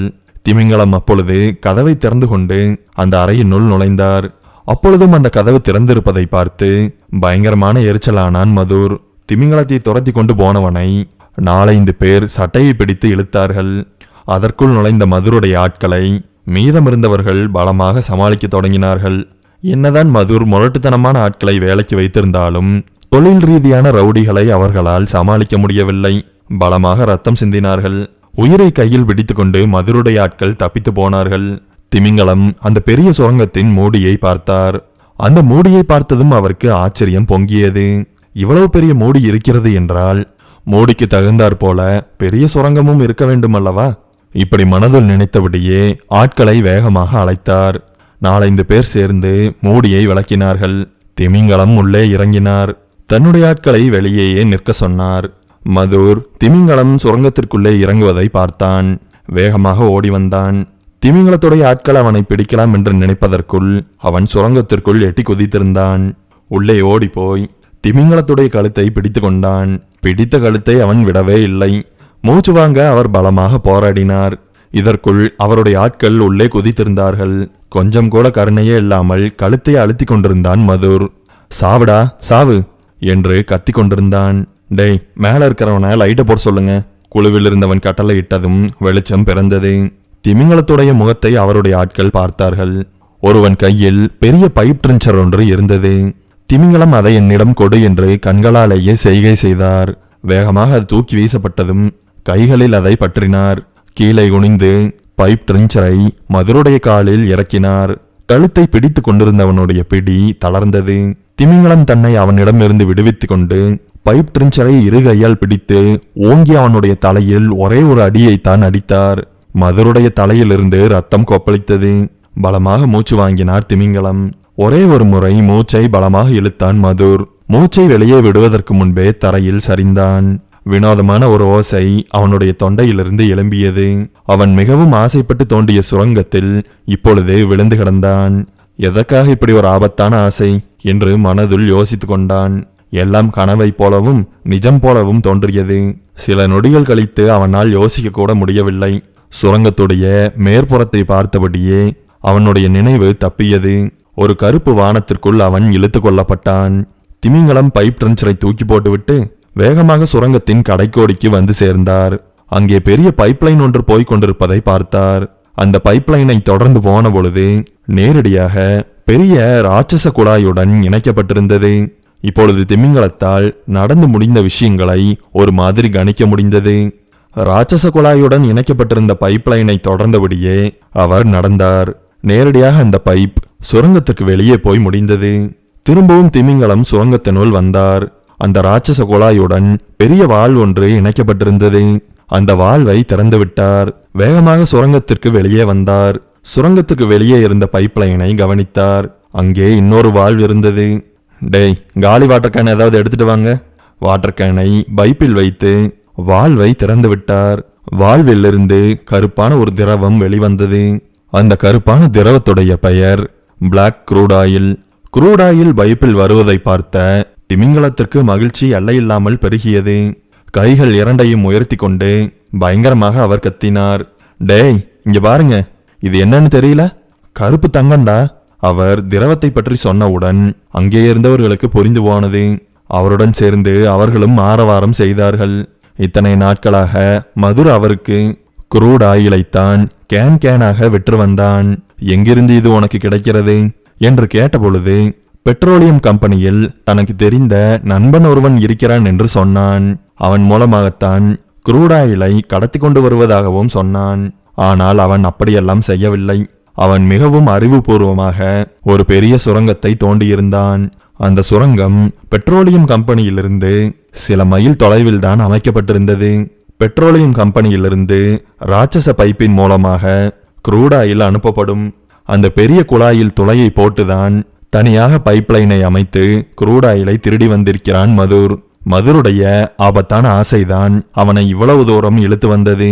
அவன் எவ்வளவு ஆசைப்பட்டு இந்த சுரங்கத்தை கட்டியிருப்பான் என்பதை திமிங்கலம் உணர்ந்து கொண்டார்.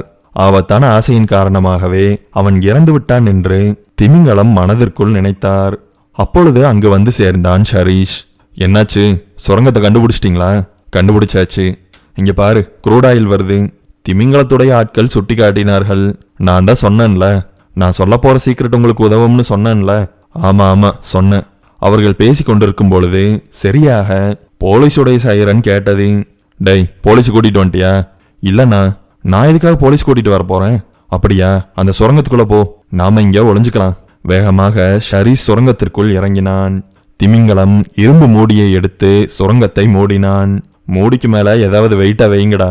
எதற்காக இப்படி செய்கிறார்கள் என்று தெரியாமல் சுரங்கத்தினுள் பார்வையை ஓடவிட்டான் ஷரீஷ். தன்னுடைய அண்ணன் இறந்து கிடப்பதை பார்த்தான். உள்ளே வைத்து அவனை பூட்டியதற்கான காரணம் இப்பொழுது அவனுக்கு புரிந்தது. திமிங்கலம், நாம இப்ப என்ன பண்றது? தப்பிச்சிடலாம். முடியுமா? அதெல்லாம் முடியும். அப்ப இந்த டனலு? தப்பான நேரத்துல இந்த போலீஸ் வந்துட்டானுங்க. இல்லைன்னா இந்த டனல் நம்மளுக்கு சொந்தமாகி இருக்கும். ஆனா விடக்கூடாது, திரும்பி நாம வரணும். இந்த டனலை நம்மளுக்கு உண்டானதா மாத்திக்கணும். காவல்துறையிடமிருந்து திமிங்கலத்துடைய ஆட்கள் மிகவும் சிரமப்பட்டு தப்பித்து போனார்கள். நூலிலையில் தப்பித்தார்கள் என்றால் அது மிகையாகாது. காவல்துறையினர் அந்த வீட்டை சோதனையிட்டார்கள். சுரங்கத்தை கண்டுபிடித்தார்கள். சுரங்கத்தினுள் இருந்த ஷரீஷையும் கண்டுபிடித்தார்கள். அவன்தான் அவனுடைய அண்ணனை கொலை செய்திருப்பான் என்று சந்தேகப்பட்டார்கள். சந்தேகத்தின் பேரில் அவனை கைது செய்தார்கள். சார், நம்ம வந்தது ஒரு விஷயத்துக்காக, நடந்தது வேற ஒரு விஷயமாயிருச்சே. ஆமா, திமிங்கலத்தை பிடிக்கிறதுக்காக தான் நம்ம வந்தோம். ஆனா இங்க இவ்வளவு பெரிய டனால கண்டுபிடிப்போம்னு தெரியாம போச்சு. அவனை நாம பிடிக்க தான் போறோம், இன்ஸ்பெக்டர் உறுதியுடன் சொன்னார்.